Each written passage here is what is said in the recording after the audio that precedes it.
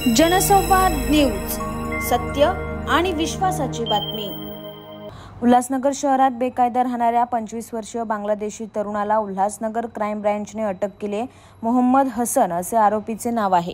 आज त्याला न्यायालयात हजर केले असता 2 दिवसाची पोलीस कोठडी सुनावली आहे। उल्हासनगर पोलीस ठाण्याच्या हद्दीत आरोपी हा जय बालाजी गारमेंट्स या ठिकाणी कामाला होता। याची माहिती उल्हासनगर क्राईम ब्रँचचे ज्ञानेश्वर महाजन यांना मिळाली होती।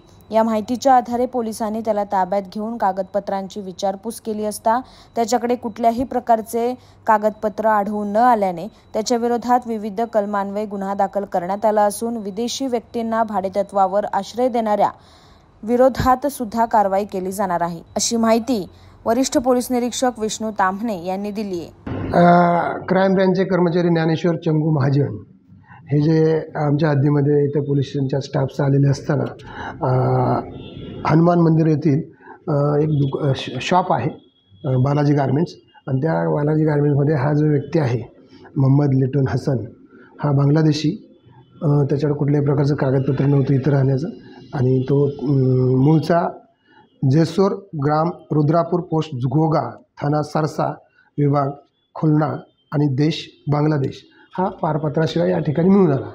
त्यामुळे त्याच्यावरती पासपोर्ट अधिनियम 1920 चे कलम 3(4) यासोबत 1946 विदेशी व्यक्ती अधिनियम चे कलम 3(13), 14 व ब याप्रमाणे कारवाई करण्यात आलेली आहे। या आरोपीला मान्य न्यायालयात आज रोजी हजर करण्यात आलं होतं। त्यास 2 दिवसाची PC मिळालेले।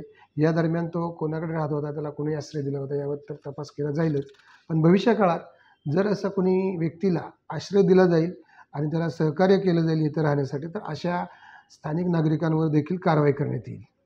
जनसंवाद न्यूज, सत्य आणि विश्वासाची बातमी। आजच सबस्क्राइब करून बेल आयकॉनला क्लिक करा आणि पहा ताज्या घडामोडींचा अचूक अंदाज आपल्या मोबाईलवर।